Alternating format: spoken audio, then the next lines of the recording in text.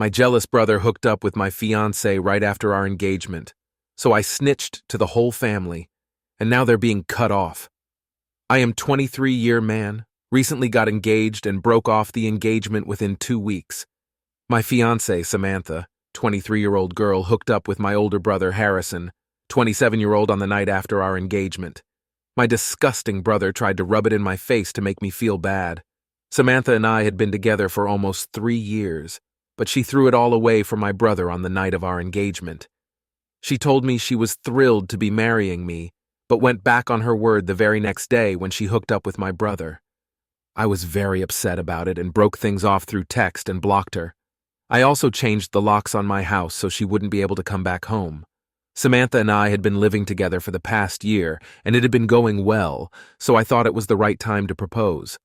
I never thought that she would end up betraying me for Harrison of all people, because she knows that he and I have an intense rivalry and don't get along at all.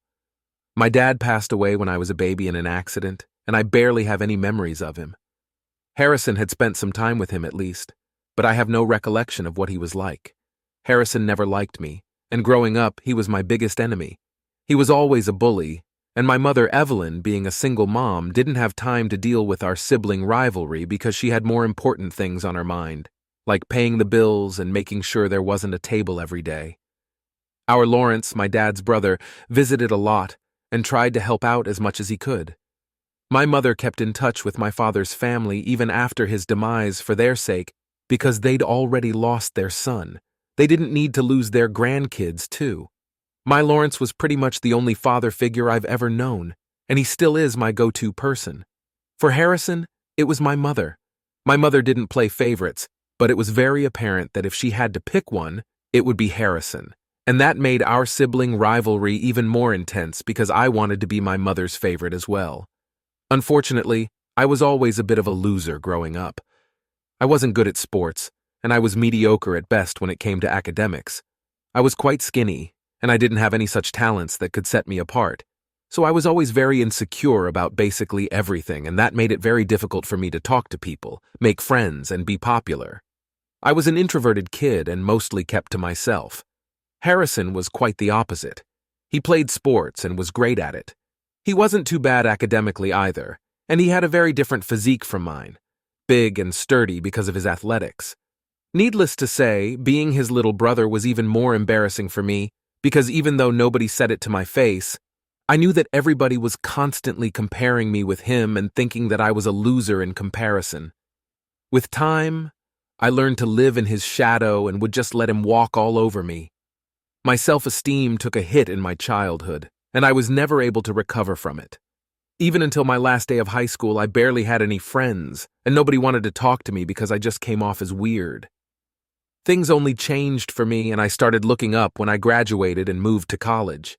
I was a new person there, and nobody knew me as Harrison's little brother, so I grew into my own. Now that I didn't have to deal with Harrison's constant bullying, I could finally be my own person. I know it sounds cheesy, but I'm so thankful that I was able to go to college out of state where nobody knew me, because I don't think I would have been the person that I am today had it not been for that experience. I have my Lawrence to thank for it because he was the one who paid for me to go to college. My mother had told me that she wouldn't be able to afford to send me to college so far away and wanted me to pick a location closer to home within our city if possible. But I had my mind set, and my Lawrence offered to cover me and stepped up. I made a lot of friends there and graduated at the top of my class. My mother and Lawrence attended my graduation ceremony, but Harrison didn't, even though I'd been present at his. After moving out, Harrison and I didn't really keep in touch for obvious reasons. He hated me for no reason, and I hated him because he made my childhood and teen years a total nightmare. I was glad to be rid of him, and we only met on the holidays or whenever we would come back home for birthdays. It's been years, and that's the arrangement that we stuck to. We didn't consider each other family beyond the confines of our house, but I did console him and send him a message when he lost all his money a couple of years ago. He'd quit his job and tried to start his own business but failed miserably, and my Lawrence and mother had to bail him out since he was neck-deep in debt. He couldn't go back to his old job, so he had to move back into our mother's house for a couple of months until he was back on his feet. Even when he finally did find a job, it wasn't as great as his previous one. But he took it because he wanted to move out of his mom's house since he was well in his 20s, and he felt embarrassed to still live with his mom. This is what my Lawrence told me, and it was quite upsetting because his life had completely unraveled. I felt bad for him and sent him a message of consolation, but I think he misunderstood it and thought that I was bragging or making fun of him. So he blocked me and ignored me for the next couple of holidays. We weren't chummy when we met, but tried to keep things civil, and at least greeted each other, no matter how coldly. But after that message, there was no talking to each other. I would like to say that Harrison's life got better, but it didn't. He took the failure of his business hard, and every time I saw him after that, he seemed worse for the wear. My Lawrence told me that he had switched jobs 7 to 8 times after that, but didn't seem content with any of them. His clothes got shabbier, and we could physically see the state of his mind reflected in how he acted at family gatherings. He was always either drinking or quietly staring at nothing. I say this from the bottom of my heart, but it really made me feel bad for him when I saw him in that state. I had always hated him growing up, but now it was just very difficult to hate someone who was already going through so much. My Lawrence always tried to include him in our sessions, but he didn't seem interested and would always take off early. I had also started bringing Samantha to these gatherings after we had been together for a year. She knew about Harrison and even seemed concerned about him, but there was not much that we could do. Fast forward to our engagement, which took place 2 weeks ago. Samantha and I were at my Lawrence's house for his birthday dinner. I had asked him first and made sure that he was okay with me proposing to her at his dinner party, and he was, so I went ahead with it.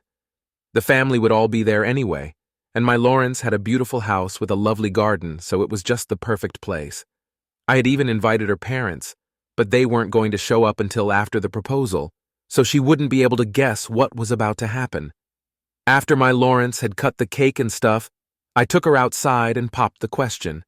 She said yes, and then we went back in to announce it to everyone and celebrate. I did notice that Harrison left within minutes of me making the announcement, but I didn't think too much of it because I was quite busy with everybody else that evening.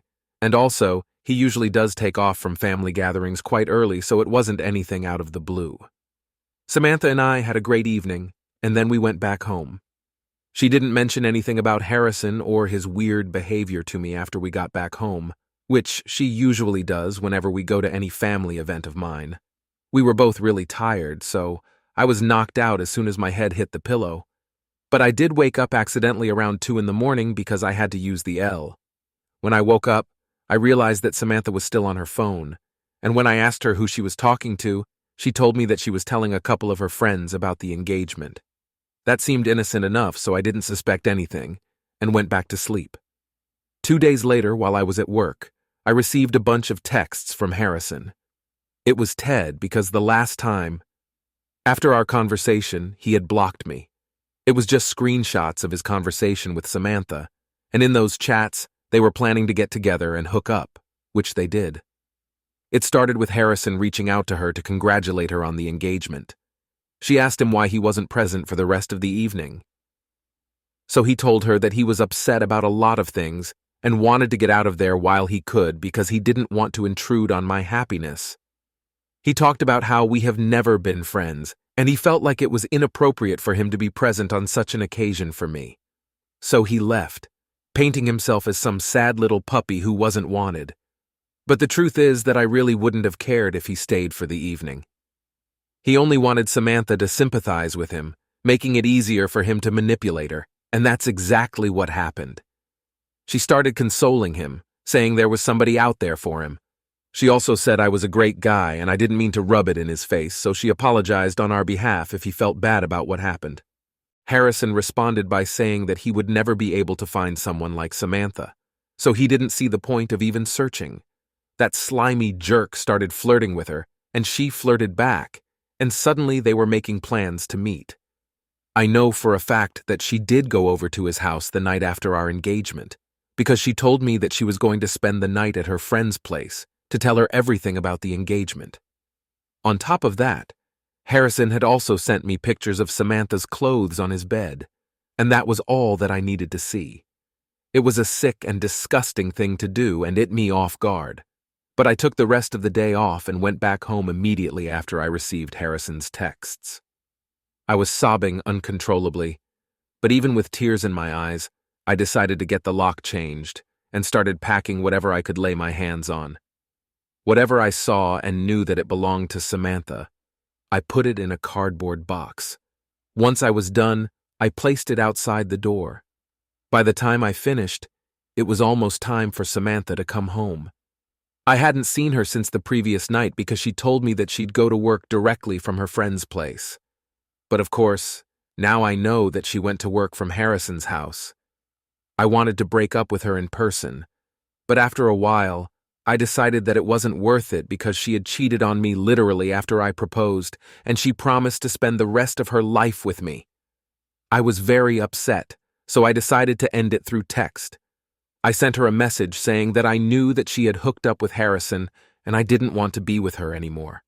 I told her that she disgusted me and said that all her stuff was right outside the door so she could just grab the box and go because I didn't want to see her. If she had left anything at home, then she could come back later and collect it. I told her that we were over, then sent the message and blocked her. A few minutes after I sent that text, Samantha was at my doorstep, knocking and begging me to let her in. She was devastated, and I could hear it in her voice. She was begging me to give her a chance to explain herself and kept telling me that she knew she had made a huge mistake, but she just wanted me to hear her out. It went on for about half an hour, and it was incredibly difficult for me to keep my calm and ignore it. But after she had tried everything from crying to manipulation and back to begging, she finally left. Just to be on the safe side, I still didn't open the door for about 1 hour after the begging stopped, to make sure that she still wasn't waiting outside. Once I was sure she was gone, I ordered some takeout, had dinner, and then tried to go to sleep. But I was so upset that I couldn't bring myself to close my eyes. I wanted to do something big to get back at Harrison and teach him a lesson, but I couldn't think of anything. I kept brainstorming on my own for a while, and when nothing came to me, I decided to take the easiest way out and just forwarded those screenshots to everybody in the family saying, "This is what my dear brother Harrison did to me," and then I turned my phone off and went to sleep. I honestly didn't have a plan in mind, and I didn't even set forth any conditions to my relatives, so whatever they did, it was of their own volition, and I had no part to play in it. Everybody in the family responded with sympathy and told me that they had blocked him and were going to cut him off from everywhere. Everybody was in shock after they found out what Harrison had done to me and reached out to console me, except for my mom. She didn't talk to me in the first couple of days after I sent everybody that message, but she visited me a few days later looking very upset. I knew she wasn't going to sit and console me like the others. I was right because she had visited me to talk to me about my actions. She told me that she could understand that I was upset with Harrison for whatever he did, and rightfully so. But even then, I should have refrained from publicizing the incident. Her reason was that Harrison was already suffering so much because he was a grown man living hand-to-mouth with a failed business and no prospects in his love life either. He would have a few flings here and there, but there was nothing permanent. It was especially sad because he was a promising young man when he was younger, so nobody could have imagined that he would turn out to be so unsuccessful and sad. On the other hand, nobody could have expected me to be as successful as I am today, be it in my line of work or my relationships. My mom believed that Harrison did this out of jealousy, which I already knew. For context, I work in an architecture firm and have a high-paying job. I worked hard to get where I am now. And if Harrison had researched his business properly instead of rushing into it head first, then it wouldn't have failed, and he wouldn't be earning less than half of what I make. But coming back to the point, while my mother Evelyn was telling me all this, it almost felt like she was trying to justify what he did. So, I interrupted her and asked her if she was trying to make it seem okay for Harrison to hook up with my fiancée just the night after we got engaged, simply because his life was sad and pathetic. She took a minute, and then she said that it wasn't okay, but I needed to understand where he was coming from and be a little sympathetic and forgiving. She went on to tell me that the family cutting ties with Harrison had hit him hard, and he was miserable. The family get-togethers were the only thing that he had going on for him because he felt embarrassed to be around his friends, who were a lot more successful than he was, so he didn't keep in touch with them, and family was all that he had. I was happy about that, and I didn't care that he was miserable because he had broken up with me and Samantha, so he deserved this, and I had no sympathy to spare for him. But my mother believed that I should be the bigger person and talk to everyone to convince them somehow to give him a chance. Not only that, she also wanted me to reach out to him and clear the air. I told her that I was not doing any of it, and she was crazy to even expect that I would reach out to the person who ruined my relationship on purpose. I just snapped at her. I told her that I knew she had favorites, even though she didn't make it evident, but she didn't have to rub it in my face and make me feel so awful. I told her that if I had done the same thing to Harrison, then she wouldn't have been trying to justify it and make it look like no big deal. She probably would have been all up in arms about it, and I knew that for a fact. She tried to deny it, and we started arguing. It turned into a big fight where she got very upset and huffy. She left the house after saying that she wouldn't talk to me until I reached out to Harrison and tried to sort things out with him. It's been a couple of days since then, and my relatives have been checking in on me, mostly my Lawrence, who has been texting me daily. Samantha also sends me messages from time to time, hoping to win me back, or at least have a conversation with me, but I haven't replied to her. I haven't blocked her yet either, but I know that I have to, and I will eventually.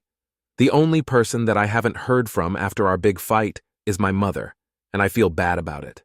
I already mentioned that I knew my brother was her favorite because they always seemed to have some inexplicable bond, even when I was a kid. But my mom never played favorites. That's up until now, at least. I just feel very confused about what she said. I am content with my life right now, and it's not like I'm depressed or whatever, but I do want my mother in my life. But I don't think I agree with her opinion on the whole Harrison and Samantha situation. So what do you guys think? Update 1. The people have spoken, and the people have been heard. Thank you so much for all the comments on the original post and for reading through it so patiently. I'm glad that so many of you had great advice for me on what to do next, and reassured me that I wasn't in the wrong because my mother saying all that made me feel that I was somehow out of line for what I did. But that's not the case, and I do not need to reach out to anybody. I also spoke to my Lawrence about what my mom said. I hadn't told anybody earlier because this was kind of personal, and I didn't want to discuss this with other people, but my Lawrence is family and I felt considerably better after speaking to him. He told me that he had also noticed my mother always favored Harrison over me. It wasn't always very obvious, but it was there, and anybody with a brain could tell that she had a favorite. And it wasn't me. He told me that he felt awful about what happened with me because he knew how strongly I felt for Samantha. And yet she didn't think twice before hooking up with Harrison despite knowing about our relationship. It was upsetting, but there was not much that I could do when I was honestly kind of okay, since I like to think that I dodged a bullet there. I haven't moved on from her entirely, but I know I'll get there. That's not what I'm worried about, however. My relationship with my mother is something that I don't want to lose, but if she acts like this and victimizes Harrison, then I don't see a way for us to get along or reconcile. My Lawrence thinks that I should just give up on it. He said that he knows my mother, and he also knows that she isn't going to back down if she believes that she is right. He told me that I shouldn't hold out hope that she might come around and talk to me because it's quite unlikely since she has been visiting Harrison almost every day ever since our family cut him off. It hurt that she was still going out of her way to look after him, even though I was the one who lost a relationship because of him, and quite an important one at that. But I also understand that I can't help the situation, and it is what it is. That's something my Lawrence taught me, to just accept things and let them go. And I guess that's what I have to do.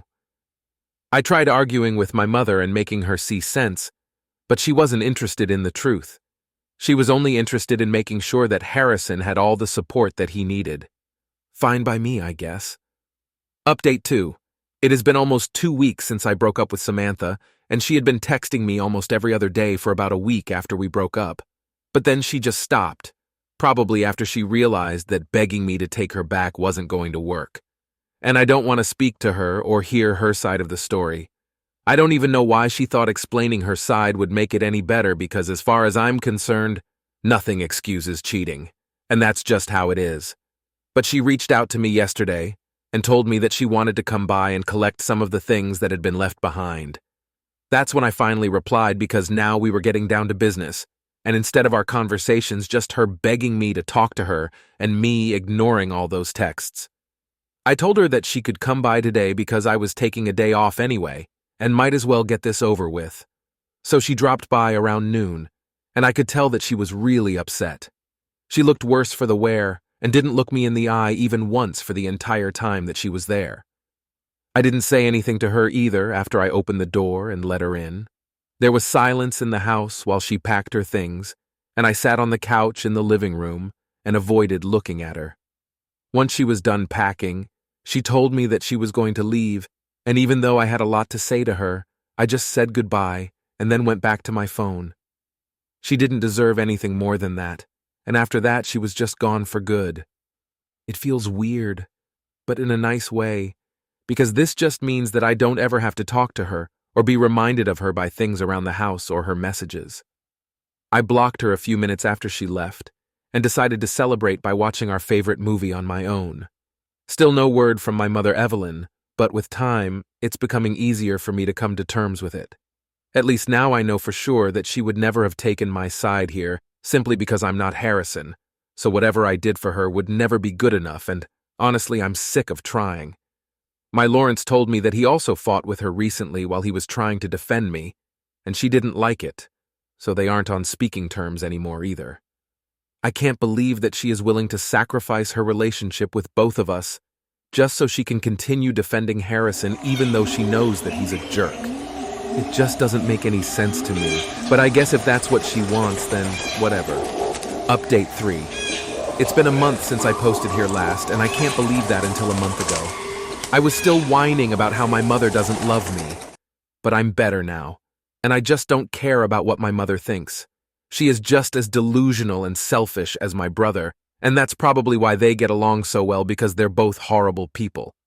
I was quite unfortunate to be related to both of them, but now I have no ties with either of the two, and I am so thankful for it because they don't deserve somebody like me, and neither did Samantha. I was always too good for them, and if they couldn't see that, then that's on them. It's their loss all the way. I don't have to feel bad for anything, and that's exactly why I don't feel bad about the fact that nobody from our family talks to them anymore and doesn't invite them to any events. They just have no link to any of us anymore, and I couldn't be happier about it. Samantha and I haven't spoken ever since she came back here to collect her things for one last time because I blocked her afterward. And so did most of our common friends after they found out the real reason behind our engagement falling through. But my mother did try to reach out to me a few days ago, and even now, she doesn't think that she needs to apologize to me, which is just insane to even think about.